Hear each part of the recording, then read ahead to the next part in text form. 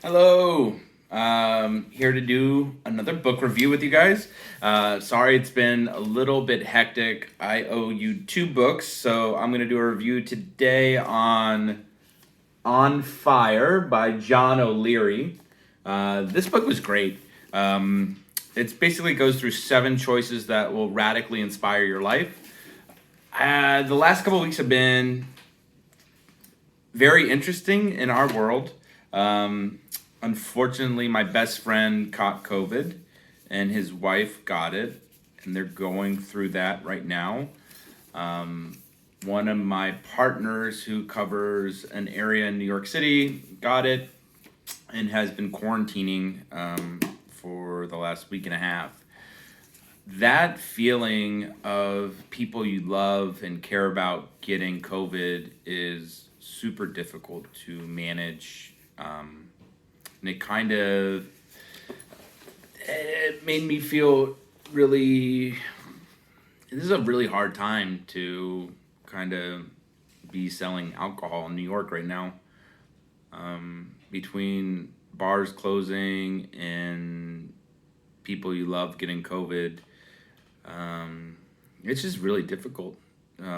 So I apologize about the delay on the book review. Um, yeah, I think it was a really beautiful book to read in such a hard time. Um, John O'Leary, the book, who wrote On Fire, he was burnt as a child in an accident where he lit a gas can on fire and burnt 99% of his body. And the book chronicles his recovery of this and his emotions going through this, and his development of how to overcome certain things that he didn't think was physically possible. And it was interesting things that you could use in your own life, and the way that he wrote it was inspiring as well. It was super intense, some of the things that he had to go through. But I wanted to go through the 7 steps that I took away from the book really quickly. I think the first step is being responsible for who you are and being responsible for your team. Knowing that you succeed together and you fail together is a really big takeaway from the first choice. So there's different choices that the book lays out. And the first choice kind of impacted me in the way that Misguided Spirits is run. And even though it is a difficult time, we share in the success of the company in the rough months. January is known as a shitty month for alcohol sales. So we are sharing in that right now, which is unfortunate. But what I've learned through all of this with our company is that I love the people that I work with, and I love working with our clients who are the bars and liquor stores in New York City, and knowing that we're going to get through this as a team and as a family, and all the bars that we work with and how we try and help them. I know that we're going to be stronger at the end of it. Choice number 2 is owning your story. This is something that was interesting to me because I think a lot of the guys, including myself, go into an account in the liquor store and we say, "Hi, I own Misguided Spirits. I make vodka, gin, and whiskey." And you kind of go through the taste flavor profiles. What we're not doing is showing who we are in the sale. So understanding the story of how we got to the point where we are selling alcohol in New York City, or in my case, how a kid from Florida came to New York and got into the spirits industry. And I think that's a story that each of us have, because it's not normal to be selling alcohol. And it's also not normal to be at a company that you founded as well. So it's just kind of owning your story and being able to tell that to the people you work with, the bars that you go to, and the liquor stores that you go to, and understanding that sometimes telling your story is not a wrong thing, and just understanding the purpose of your story, because it's more than a pitch. People are buying you, and they're buying your energy, and they're buying your story. So I have to get better at telling that story and developing that, because I think there's a really beautiful story with each of the people that I work with as well. And so we have to try and figure that out for each one of us, which I think is going to come in time. It just takes, all of this takes time. It doesn't happen overnight, but I think that was a beautiful choice for number two. Number three is, are you all in? Um, that's something that I've worked a couple jobs where, I was all in the beginning, and as you started to learn more things and things started to happen, you start to get distraught and unfocused. You lose your purpose or your drive.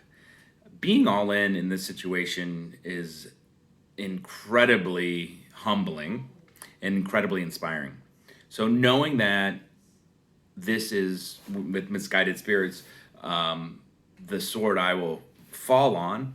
Um, you know, I I'm coming up on my 1 year anniversary, which is kind of incredible that we've gone through a 1 year anniversary during a pandemic. There was a couple moments in this year that I didn't know if this was the right thing to be doing or if this was completely wrong. The people that we do business with have inspired us to let us know that we're doing the right thing. And I think as we develop more markets, we're going to understand more energy from different people to keep us pushing forward. I think it's really important to have a ton of concepts um, kind of manifesting itself, knowing that this is not the only thing. Um, there's other avenues that we want to develop, and understanding the line of sight to that. So it's keeping up the fight, even though COVID is hard. All our friends are losing their bars. Um, it's just making sure that we're still in the fight and we're waking up with purpose every day. Another thing to do is, like, I think when we get into these distraught moments of pressure, we ask ourselves, why me? Why am I doing this? Why am I looking at this as just why, right? Like, I think you can look at the negatives of a lot of situations and question the why, and it makes it difficult to understand, you know, why we're focused on certain things, but also we have to look at the positives right now, and we have to choose to be the victor. So, choice four is choosing your strength to overcome the negatives, and really looking at the positives and not looking at it as um, a negative hurdle that you have to overcome. I think going back to, keeping manifesting new projects and new ideas, and that's where stagnation versus growth. I think that as a liquor rep, we become very stagnant sometimes, especially when you're on a liquor store run and you hit 60 to 70 liquor stores in a week. You find that this becomes tedious, it becomes boring, it becomes repetitive. And I think what helps doing this is consistency always pays off. If we're consistent with the amount of time and effort that we put into the liquor stores that we hit and to the accounts that we hit, then we have a better chance of closing. But even though we do these things, this method can sometimes be not the easiest on the mind. It becomes monotonous. And so I think on choice five, it's stagnation versus growth. You have to always choose growth, and manifesting new ideas and concepts for the brand has really helped me drive through really difficult times and understand that it's not just a liquor company, it's so much more. And just kind of developing that out more has really helped. And I think this book was great on this choice, to, living a radically inspired life on choice five. We have to choose to inspire people with what we do.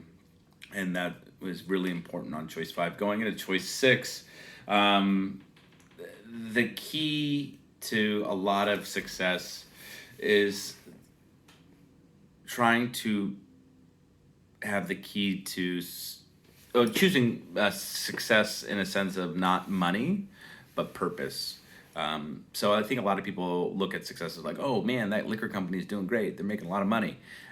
Where for me, it's not money based. It's, are the people around me happy? Are the people I'm working with succeeding and growing interpersonally? And I think that's really important to understand. I'm still understanding that myself. Like, um, I think success is in the eye of the beholder. And I think a lot of people tie financial success to personal success. And I do not think that is the answer. And I think that is what Choice 6 was trying to explain. Really, what the saying that stood out in that chapter was, we make a living by what we get, we make a life about what we give. So finding time to always make sure you're giving back is super important to developing um, a business with purpose and just not take. And I think the last choice, which was really important for me, was being liberated by love. Telling people that you love them, who you work with. I know that it sounds cheesy, but I think love is something that is forgotten, um, and it's not expressed verbally. So as I talk to friends more, I'm trying to bring it up a little bit more. I love my team. I love my wife, and I love every account that I go to. And it's changing my mindset of, I have to do this, to I want to do this. There is a reason I decided to start a liquor company. It's not only to be in business with my friends, but it's also to be a part of a bigger picture community that looks at business as not a financial windfall, but a community developing together. And so, as things progress with Misguided, we are navigating and going deep on our emotions in business.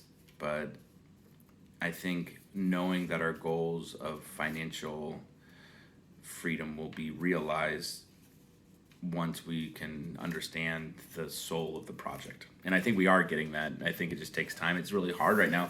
I think, COVID has made a lot of things difficult, but I see the light at the end of the tunnel. Indoor dining is opening up on Valentine's Day, which is horrible that it's on that day. But give us a little bit in New York, right? We just need a minute to readjust everything.